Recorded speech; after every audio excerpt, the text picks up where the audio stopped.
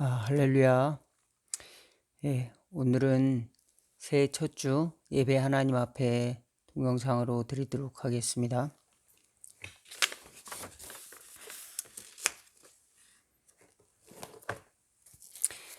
다 같이 조용한 기도하심으로 하나님 앞에 나가도록 하겠습니다.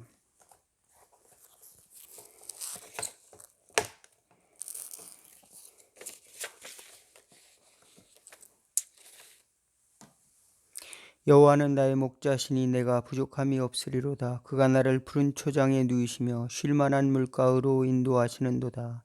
하나님 우리 아버지 감사합니다. 저희들이 심령을 돌아보사 아버지 저희들이 하나님 앞에 겸손히 엎드릴 수 있도록 인도하여 주시옵시고, 저희들이 하나님께 기도하는 마음, 경배하는 마음으로 다시 새로워지도록 이 시간 축복하여 주시옵시고, 저희들이 아버지 하나님이여 주시오 새해 첫 주를 맞이하여 하나님께 예배드릴 때에 하나님께서 오늘 올 한 해에도 귀한 아버지 하나님의 섭리를 경험하는, 아버지 하나님을 깨닫고 알아가는 저희들 될 수 있도록 축복하여 주시기를 원하옵나이다.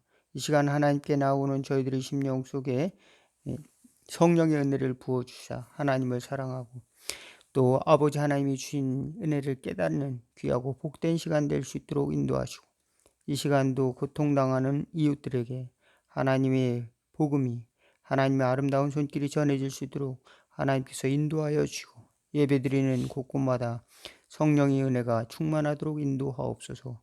예수님의 이름으로 기도하옵나이다. 아멘.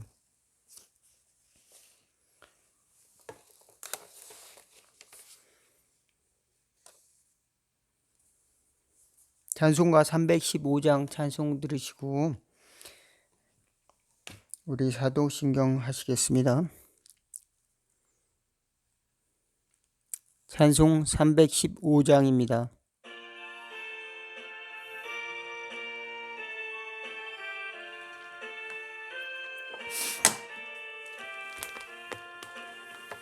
내 주 되신 주를 참 사랑하고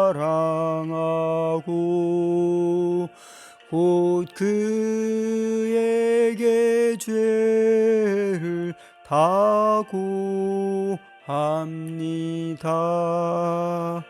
그는 해를 주신 내 예수시니 이전보다 더욱 사랑합니다. 주 날 사랑하사 구하시려고 저 십자가 고난 당하셨도다. 그 가시관 쓰신 내 주 배우니 이전보다 더욱 사랑합니다.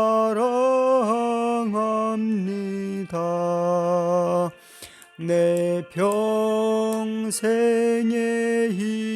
힘쓸 그 큰 의무는 주 예수의 덕을 늘 기림이라. 숨질 때에라도 할 말씀은 이전보다 더욱 사랑합니다. 그 영광의 나라 들어가서 그 풍성한 은혜를 감사하리. 금멸유관 쓰고 찬송할 말 이전보다 더욱 사랑합니다.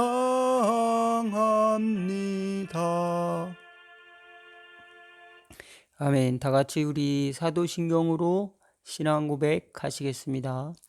전능하사 천지를 만드신 하나님 아버지를 내가 믿사오며 그 아들 우리 주 예수 그리스도를 믿사오니 이는 성령으로 잉태하사 동정녀 마리아에게 나시고 본디오 빌라도에게 고난을 받으사 십자가에 못 박혀 죽으시고 장사한 지 사흘 만에 죽은 자 가운데서 다시 살아나시며 하늘에 오르사 전능하신 하나님 우편에 앉아 계시다가 저리로서 산 자와 죽은 자를 심판하러 오시리라. 성령을 믿사오며 거룩한 공예와 성도가 서로 교통하는 것과 죄를 사하여 주시는 것과 몸이 다시 사는 것과 영원히 사는 것을 믿사옵나이다. 아멘.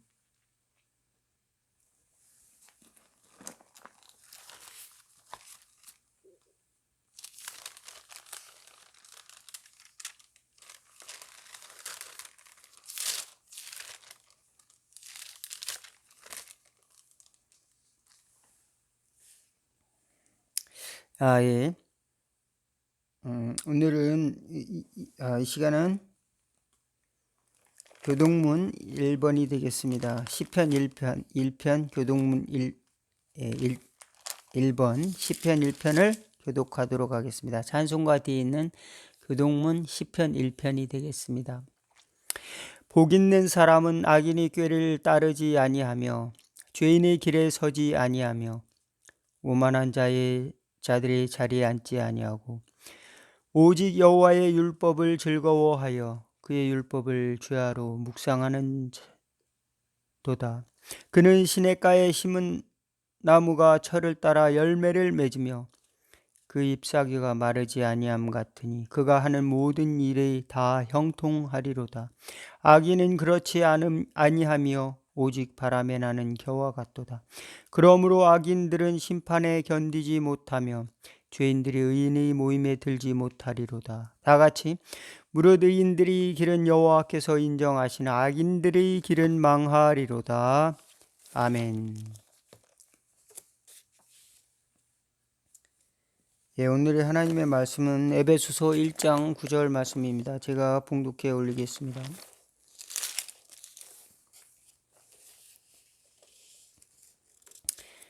에베소서 1장 9절에서 10절 말씀 봉독해 올리겠습니다.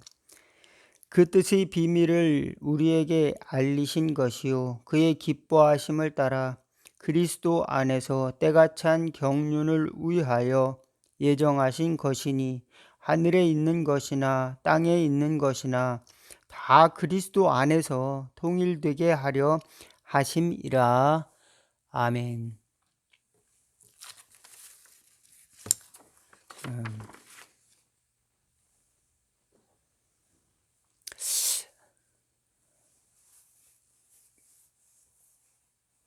저는 신앙생활 하면서 하나님의 섭리라는 그 말이 참 좋다는 생각을 했습니다. 하나님의 섭리가 있지. 하나님의 그 섭리, 하나님의 그 섭리가 무엇인가 구체적으로 뭐 이해는 못하지만은 하나님의 뜻이 있겠지. 이렇게 하면서 하나님의 섭리에 대해서 생각을 스스로 종종 했던 기억이 납니다.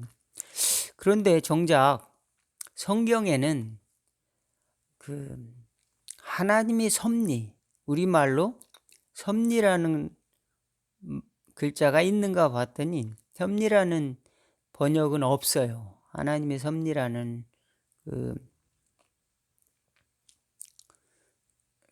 하나님의 그 섭리라고 하는 그 신의 섭리, 하나님의 섭리 그런 말이 없어요. 그러면은 어떤 말이 기록되어 있는가 했더니 경륜이라는 말이 있습니다. 경륜이라는 말이 있습니다. 하나님의 경륜. 경륜이라는 말 속에 섭리의 의미가 포함되어 있어요. 그래서 오늘은 제가 그 경륜이라는 말 속에 들어있는 하나님의 섭리. 그러면 그 하나님의 섭리는 또 뭔가 그랬더니, 그럼 그 섭리의 구체적인 뜻은 뭘까 이렇게 또 찾아봤더니, 하나님이 예견과 배려, 그런 뜻이랍니다. 하나님의 예견과 배려. 미리 보신다. 그리고 배려하신다. 우리는 하나님이 미리 보시고 배려하심 속에 있죠. 하나님이 모든 것을 다 아시니까요. 미리 아시죠. 모든 것을 아실 만한 분이시죠. 그리고 또 우리를 배려하신다. 얼마나 좋아요. 배려하신다. 그런데 그 섭리라고 하는 그 말의 뜻은 예견과 배려인데, 그 한자는 또 조금 다릅니다. 한문은 섭리가 잡을 섭, 이치리, 그런 뜻이에요. 잡아서 끌어주는 이치가 섭리입니다. 가까이서 잡아주고 끌어주는 이치. 잡아서 끌어준다. 또 한문의 그 용어도 참 은혜스러운 말 같아요. 잡아서 가까이 있는 곳에서 옆에 두고 잡아서 끌어준다. 이것이 바로 손잡아 이끌어 주신다. 손잡아 이끌어 주시는 이치. 얼마나 아름다운 표현인지 알 수가 없습니다. 손잡아 끌어주는 이치. 그런데 성경에 손잡아 끌어주는 이치라고 하는 그런 거는 그 용어는 없어요. 용어는 없고, 그 용어는 그 경륜이라는 말 속에 들어있는데, 그 경륜이라는 말로 번역된 그것은 성경에 네 군데가 나옵니다. 네 군데가 나오는데 모두가 다 바울의 편지에서 발견됩니다. 그러니까 바울은 하나님의 은혜를 받고 하나님이 끌어주시고 하나님이 미리 아시고 하나님이 미리 우리를 도와주시고 또 이끌어 주신다는 것을 강력하게 이야기한 분이 바로 바울 사도라고 하는 것입니다. 그렇습니다. 네. 성경에는 특별히 뭐 하나님은 어떤 분이시다, 뭐 여러 가지 그 표현을 나오시지만 하나님이 스스로 계시하는 기도 하지만, 그것을 바울은 어떤 개념으로 하나님의 경륜이라고 하는 것을 통해서 오늘 또 여기 보니까 예정, 미리 정하셨다. 하나님이 미리 아시고 또 택하시고 또 의롭다 하시고 부르시고 또 영화롭게 하셨다. 그런 말씀도 사도 바울을 통하여서 하나님의 택정하신, 하나님이 계획하신 것, 그런 것들이 어떤 의미가 있는가를 신앙생활 하는 우리 성도들에게 설명을 해주고 있습니다. 왜 그럴까요? 왜 하나님이 그 섭리가 있음을 잡아주시고 끌어주시고 또 미리 하나님이 계획이 있으시고 한 것을 성도들에게 가르쳐 줘야만 했을까요?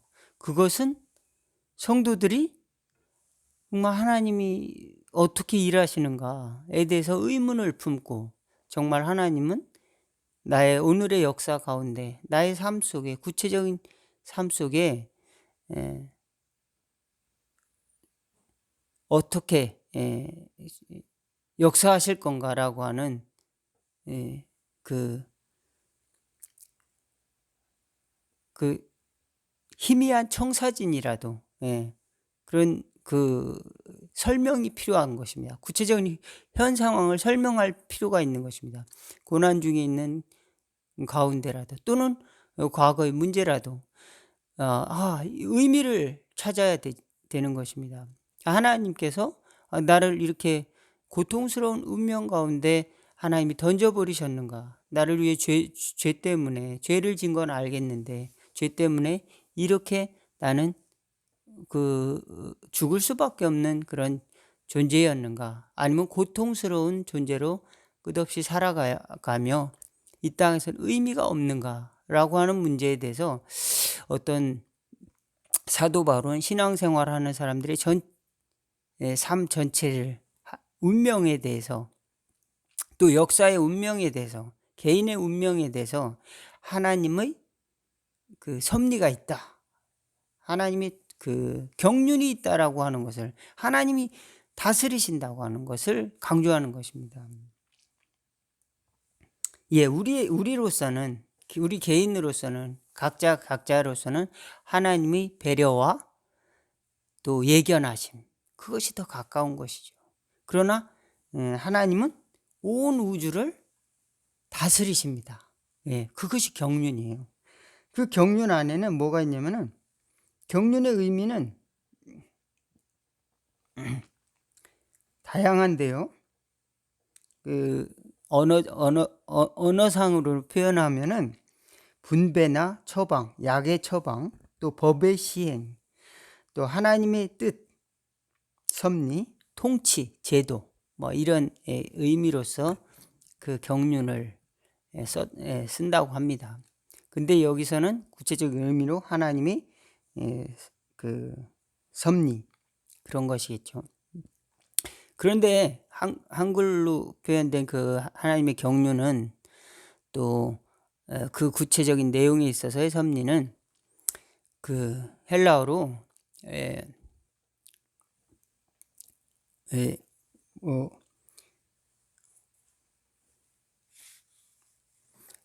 오이코노미스라고 하는 그런 그 용어에서 왔대요. 오이코노미스. 그것은 집과 살림이라는, 집을 경영하다, 집을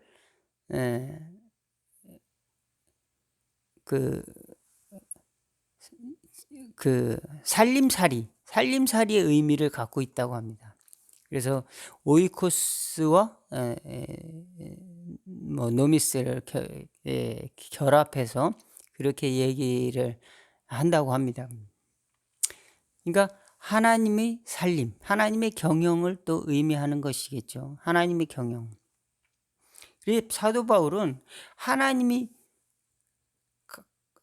인간에 대해서 창조하시고 그저 지켜보겠다, 이런 것이 아니라 하나님이 간섭하신다는 겁니다. 하나님이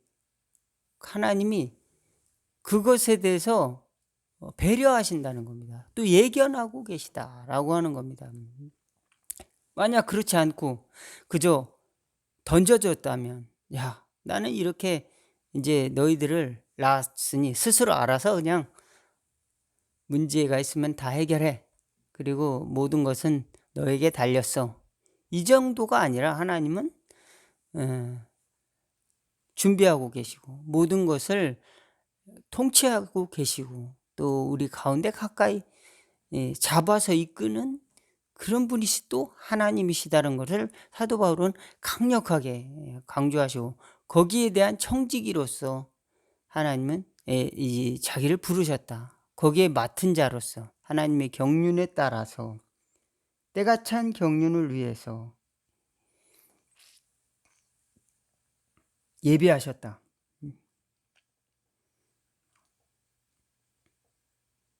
그리고 그 비밀을 우리에게 알게 하셨다. 때가 찬 경륜의 그 비밀을 우리에게 알게 하셨다. 사도 바울은 그것을 맡은 종으로서, 또 사도로서, 청지기로서, 또는 헌신된 종으로서, 군인으로서 자처하고 자기를 그렇게 표현하고 있습니다. 때로는 어려운 일을 당할 때 과연 하나님이 어떻게 역사하시지? 하나님이 계시긴 계시는데 보이지 않게 역사하신다고 하는데 하나님이 어떻게 역사하실까? 하나님의 섭리는 무엇일까? 그것은 배려입니다. 그리고 미리 아시는 것입니다. 예견과 배려. 그런데 그것을 쉽게 우리가 대부분은 알아차리지 못함으로 인해서 가까이 있는 사람에게 모든 탓을 돌리는 경우가 많습니다. 우리 운명 전체를 가까이 있는 사람들에게 돌리는 경우는 참으로 어리석다는 것을 성경을 통해 알 수가 있습니다. 우리 운명이 누굴 통해서 결정이 됩니까? 우리 운명은 하나님이 우리에게 주신 선물입니다. 그리고 인도하신다는 겁니다. 천국과 지옥은 하나님이 우리에게 주신 하나님의 경영이시며 우리에게 주신 믿음은 하나님의 선물이시라고 하는 것입니다. 그러므로 섭리에 대한 신앙은 믿음은 신앙의 본질적인 겁니다. 하나님, 우리가 의지할 수밖에 없는 하나님이 다스리신다. 온 우주를 다스릴 뿐만 아니라 인간의 운명과 역사의 운명을 주관하신다는 것을 의지할 수밖에 없는 것이죠. 그러므로 우리는 하나님의 그 섭리를 의지할 때, 하나님의 섭리를 믿을 때 우리의 운명 전체를 인간에게 떠맡길 필요가 없는 겁니다. 우리 인간에게 탓을 돌릴 필요가 없어요. 여기 보면은 창세기에 보면은 요셉 이야기가 나오잖아요. 창세기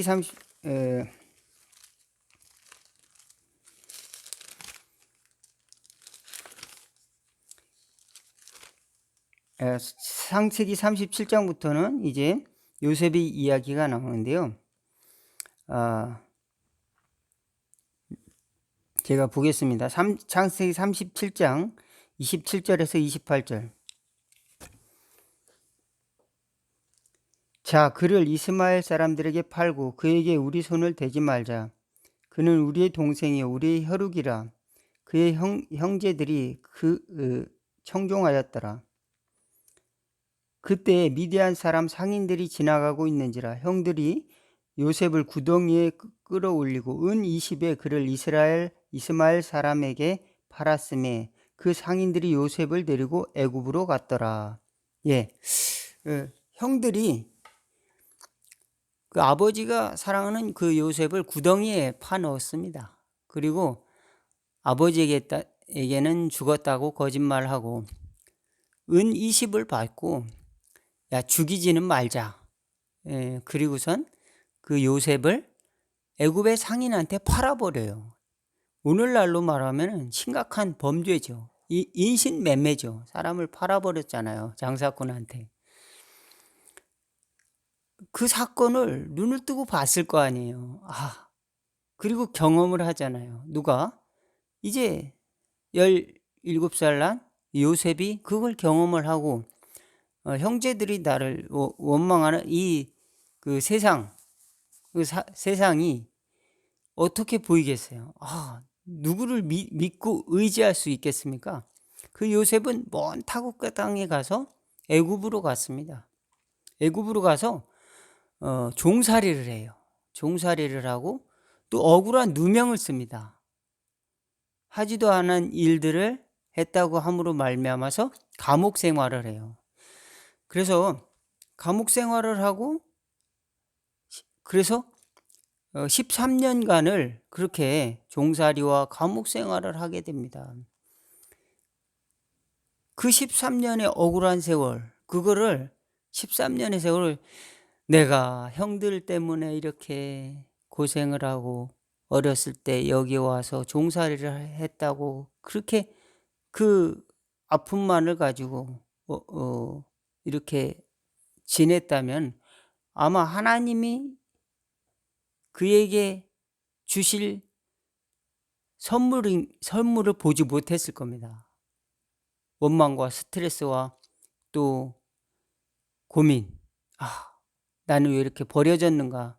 나를 왜 미워하지? 이해가 가지 않는 것이죠. 이해할 수 없는 일들이 세상에는 많이 있습니다. 그러나 요셉은 하나님이 끌어주셨어요. 섭리하셨습니다. 한마디로 말하면 잡아주시고 또 섭리를 속으로 들어왔어요. 그래서 그 이치를 믿었습니다.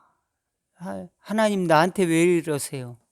예전엔 잘해주시더니 아버지를 통해서 꽃가옷도 입혀주시고 좋은 것도 먹여주시더니 이제는 나를 종으로 팔아버리십니까? 하나님 나한테 왜 그러십니까? 이렇게 한 것이 아니라 하나님이 그와 함께 하시는 겁니다. 그래서 그 과정을 겪는 것이죠. 이 요셉은 성경의 최초의 슬기로운 감옥 생활을 했던 인물이에요. 여러분, 감옥 생활하는 것이 얼마나 답답하고 괴롭고 또 힘들겠습니까? 정신이 강해야 거기서 살아서 잘 이렇게 나올 수 있는 것이죠. 건강도 이제 관리하면서 또 자기 마음도 잘 다스려야만이 이제 잘 지나고 나오는데, 특히 억울하게 간 사람은 정말 괴로울 것 같아요. 죄가 있어서 간 사람은 당연히 나는 참회해야지. 난 당연히 죄를 갚아야지. 나는 벌을 받아 마땅해. 한 사람은 당연히 그곳에서 바르게 삶을 계획하고 또 이제 생활을 하면 될 텐데 억울하게 갔다 하는 문제입니다. 억울하게 간 요셉의 정신입니다. 그 마음을 잘 붙들을 수 있는 것은 이 맨정신 가지고 웬만한 사람들은 그렇게 할 수 있을까요? 성경에 보니까 이것이 바로 하나님이 은혜라. 몇 사람이 과연 거기서 슬기로운 감옥 생활을 할 수 있을까요? 요셉은 슬기로운 감옥 생활을 했던 인물입니다.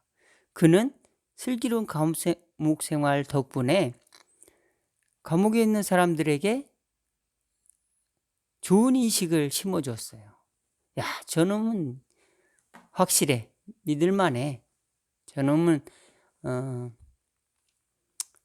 성실해. 저 친구는 하나님을 믿는 것 같아. 신앙이 있는 것 같아. 저가 믿는 신앙은 뭐지 도대체? 이렇게 하면서 그의 신앙에 대해, 그가 믿는 하나님에 대해 궁금증을 갖게 하고 또 하나님을 경외하게 되는 그런 축복의 도구가 됐습니다. 누구를 통해서? 하나님은 그 요셉을 통해서 그렇게 만들었는데, 요셉은 이른 나이에 30대에 애굽의 두 번째 정권의 그 실세가 됩니다. 왕의 다음 자리에 앉아서 애굽 전 지역을 살림살이를 맡게 됩니다. 애굽 전 지역의 살림살이를 맡아서 그야말로 애굽의 경제를 책임집니다. 애굽의 경제를 책임지는 인물이 돼요. 여기서 저는 하나님의 섭리란 이런 것이구나 이런 생각을 다시금 정리를 하게 됐습니다. 이 단어를 찾다가 하나님은 요셉을 통해서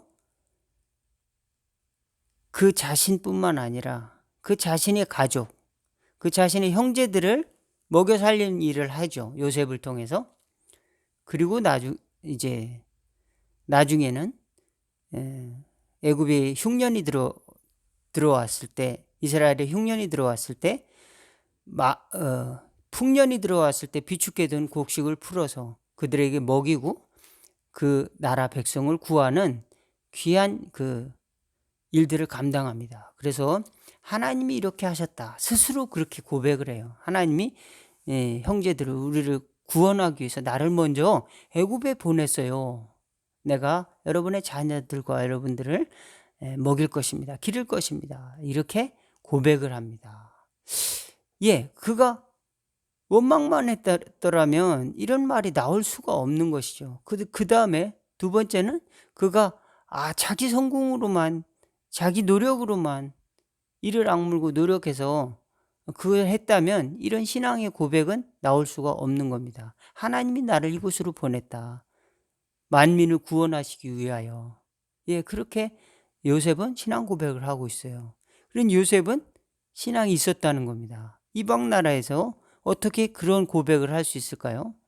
그것은 그가 하나님이 함께 하셨고 그 신앙을 아브라함, 이삭, 야곱의 신앙을 어렸을 때 가지고 그는 애굽에 종사를 했다는 겁니다. 그리고 하나님은 그에게 함께 하셨음을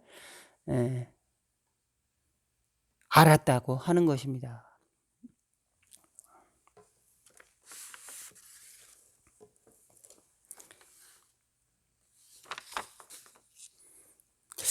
예, 그렇습니다. 하나님의 섭리 안에는 하나님의 경영이 있고 하나님의 경영, 하나님의 경영 속에는 하나님의 살림살이,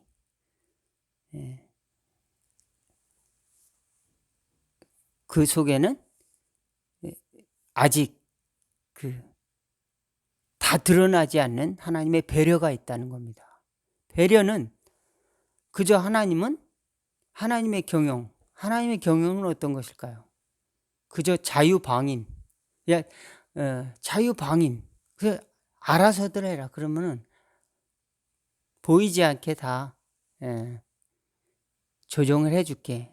아담 스미스라는 사람이 보이지 않는 손을이라고 하는 경제학 책을 썼는데요. 많은 사람들은 이제 그것을 자유시장 경제를 옹호하는 그런 책으로 알고 있는데 보이지 않는 손에는 도덕성이 있다는 걸 많은 사람들이 잊고 있답니다. 그 도덕성은 무엇인가 하면 배려와 정의. 예. 그래서 보이지 않는 손에 보다 더 근접한 의미는 배려와 정의의 손이라고 하는 겁니다. 그래서 자연적으로 배려와 정의의 손이 기능을 한다. 자유시장 경제 속에는 그런 것들이 운영되어져 간다. 그렇죠. 경쟁하다 보면은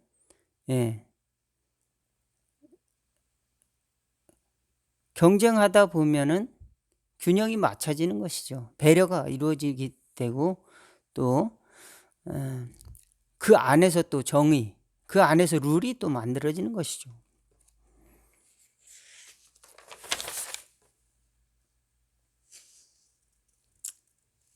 예, 맹목적인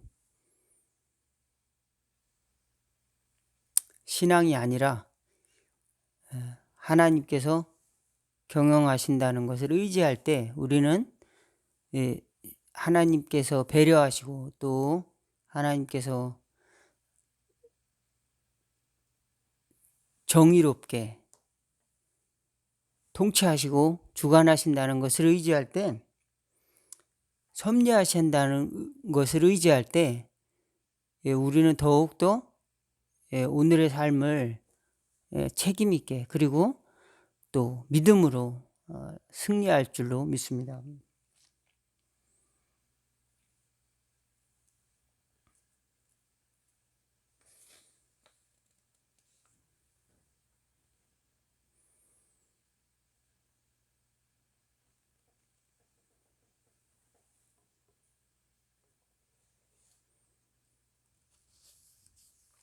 예, 하나님이 계신 것 같은데 왜 나에게는 끌어주심이 없는가? 가까이서 끌어주시고 또 인도해 주시는 이치를 나는 알 수 없는가?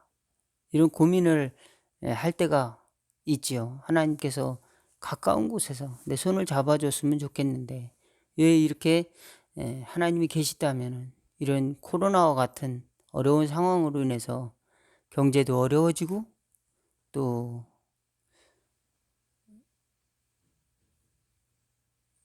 건강도 나빠지고 또 사람 사이에 문제가 생기는가? 여기에 저와 여러분들은 하나님의 섭리에 대한 신앙, 이것을 로 접근해야 됩니다. 그저 이제 접근 방식이 불신앙적인 것, 또 하나님은 어디 계셔? 그저 우리 또는 기계적인, 예, 그저 이제 물질주의적인, 예, 세속적인 방법론이 아니라 하나님이 계시다. 하나님은 정의의 하나님이시고 또 배려의 하나님이시고 하나님은 구원의 하나님이시다. 통치하신다. 창조의 하나님이시고 통치하신다는 것을 우리는 다시금 기억하고, 이것을 통해서 우리는 하나님은 눈에 보이지 않지만 심판하신다. 죄보다 더 무서운 것은, 눈에 보이는 죄보다 무서운 건 보이지 않는 죄라고 하는 겁니다. 보이지 않는 죄. 그리고 우리 교회는 다시 하나님 앞에 새로워져야 한다는 그런 메시지를 하나님이 우리에게 주시는 줄로 믿습니다. 교회가 다시금 새로워져야 된다. 다시 교회가 율법적인 신앙이 아니라 하나님의 섭리, 하나님의 선을 위해서 역사하시는, 합력해서 선을 이루시는 하나님의 그 섭리 속으로 우리 교회가 들어가야 된다라고 하는 것입니다.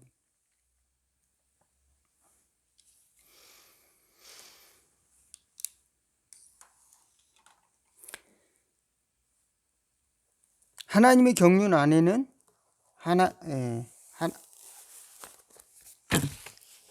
하나님의 계획과 역사, 그리고 선을 위해서 협력하시는 것, 그리고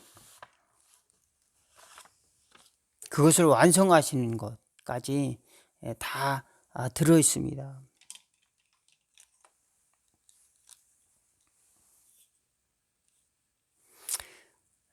때로는 우리가 하나님은 어떤 룰을 만들어 놓고 우리의 관여를 하지 않으시는 건 아닐까? 그렇지 않습니다. 만들어 놓으신 분은 더욱더 관여하시죠. 또 그것을 운영하시죠. 그거를 초월해 계시죠. 그렇지만 하나님은 그것보다 더 역사하시는 하나님. 그 하나님의 경륜, 하나님의 그 섭리는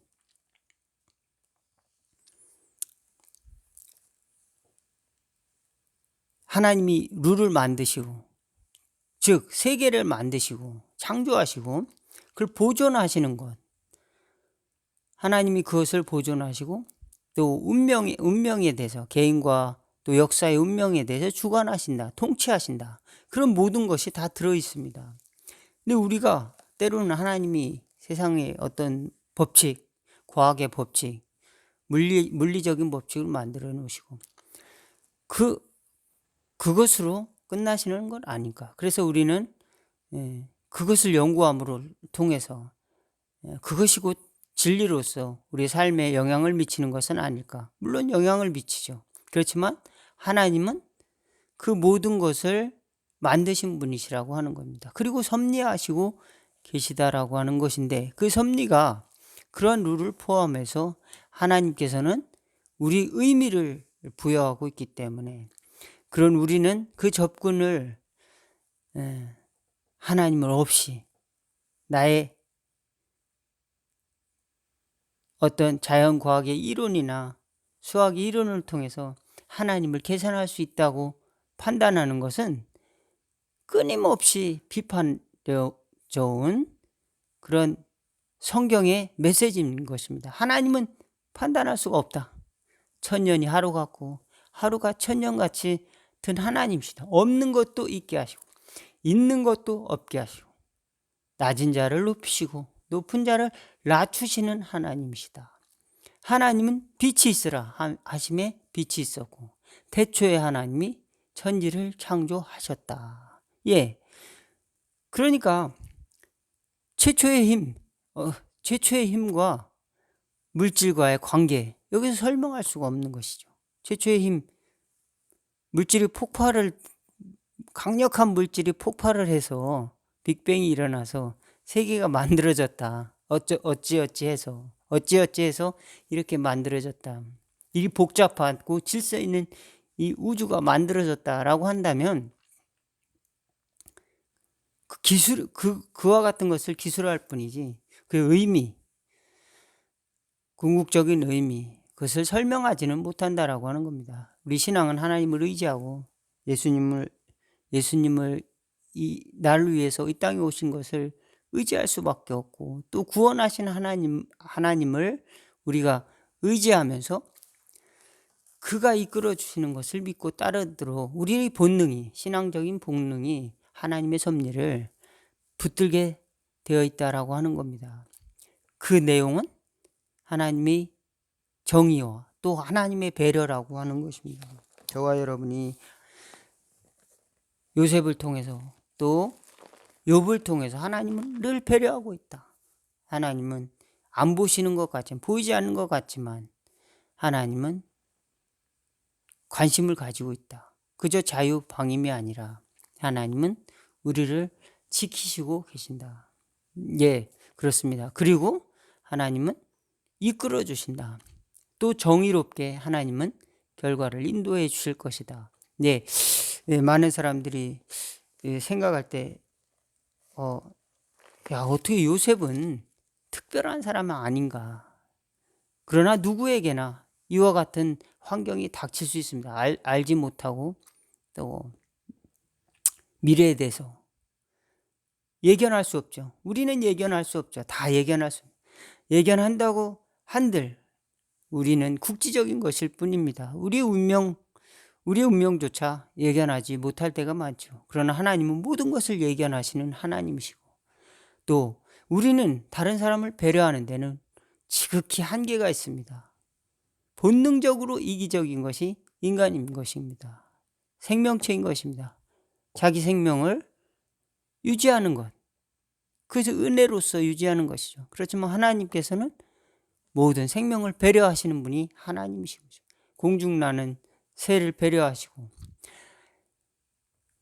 참새 2마리가 한 아사리온에 팔리는 것이 아니냐. 그러나 하나님께서 원하지 않으시면 그 하나도 땅에 떨어지지 아니하니라. 때로는 우리가 몸이 약해서 병원에 가기도 하고 때로는 사경을 헤맬 때도 있지만 하나님이 손 안에 있다. 하나님의 경륜 안에 있다. 하나님의 섭리 안에 있다. 하나님의 배려와 정의 안에 있다. 하나님의 구원의 완성 가운데 우리는 들어가 있다라고 하는 확신을 가지고 저와 여러분이 늘 구하고 찾고 두드리고 하나님의 나라를 소유하는 저와 여러분 다 되기를 주의 이름으로 축원을 드리겠습니다. 찬송가 370장 부르시고 우리 같이 기도합시다. 하나님 2021년도 하나님의 섭리를 깨달아 알고 하나님의 배려와 하나님의 정의 속으로 들어갈 수 있도록 도와주시고 그것을 우리가 알 때에 우리도 이웃을 배려하는 마음을 갖고 또 우리도 하나님의 말씀대로 궁극적으로 구원을 향해 나아갈 수 있는 저희들 될 수 있도록 나뿐만 아니라 이웃의 구원의 도구가 되는 삶을 살아갈 수 있도록 하나님이 도와주시기를 원합니다. 이런 마음을 가지고 같이 기도합시다. 370장 부르고 같이 기도하겠습니다.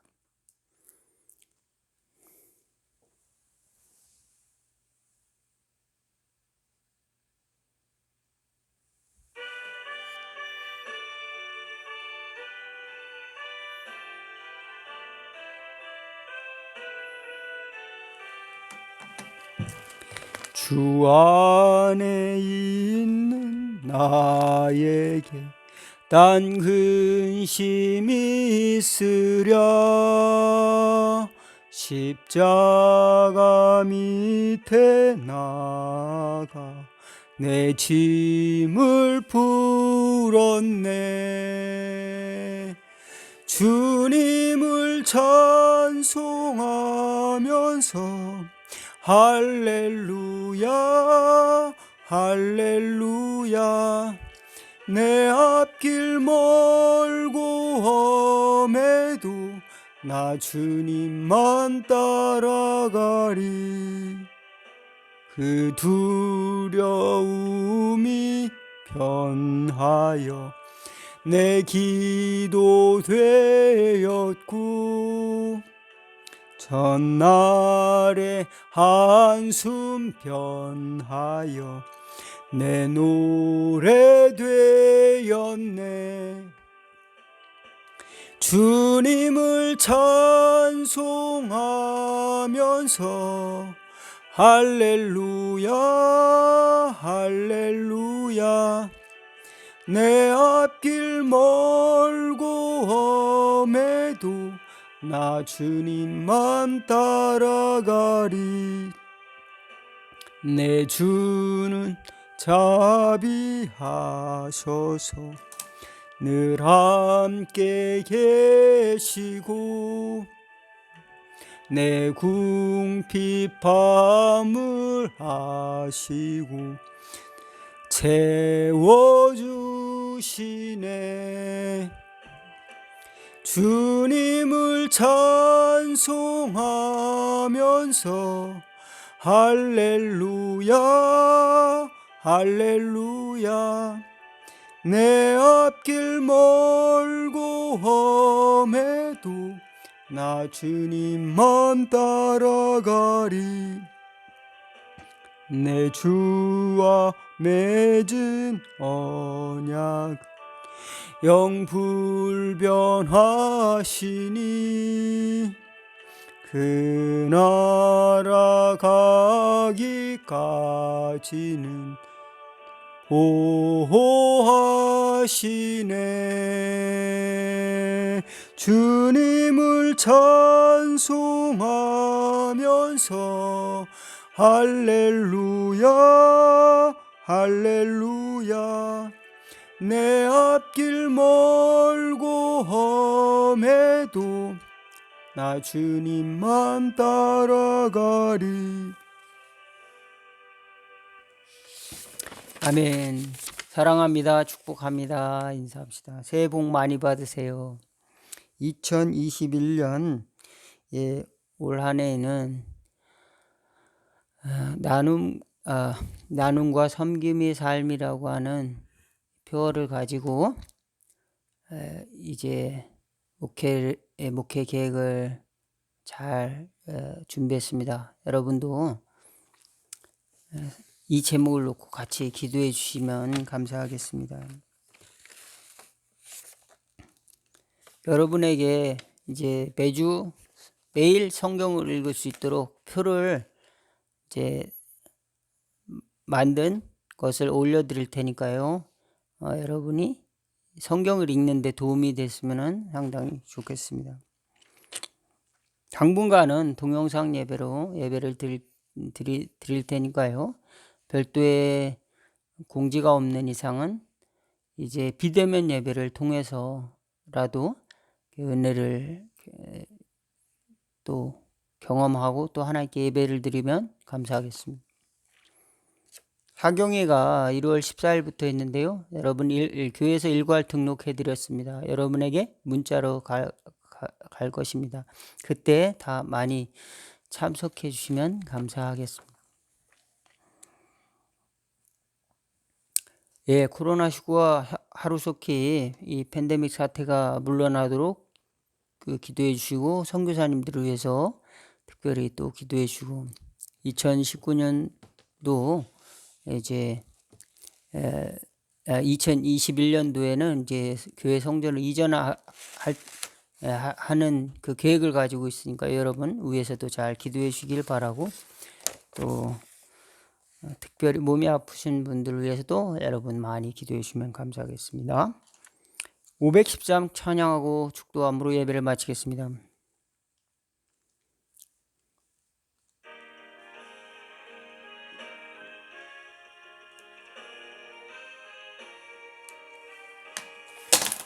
하나님의 진리 등대 길이 빛나니 우리들 도등대되어 주의 사랑 비추세. 우리 작은 불을 켜서 험한 바다 비추세. 물에 저 헤매느니 건져내어 살리세. 죄의 밤은 깊어가고 성나물 결 설렌다. 어디 불빛 없는가 고 찾는 물이 많구나. 우리 작은 불을 켜서 험한 바다 비추세. 물에 빠져 헤매느니 건져내어 살리세. 너의 등불 도두어라. 거친 바다 비춰라. 빛을 찾아 헤매느니 생명선에 건져라. 우리 작은 불을 켜서 험한 바다 비추세. 물에 빠져 헤매느니 건져내어 살리세.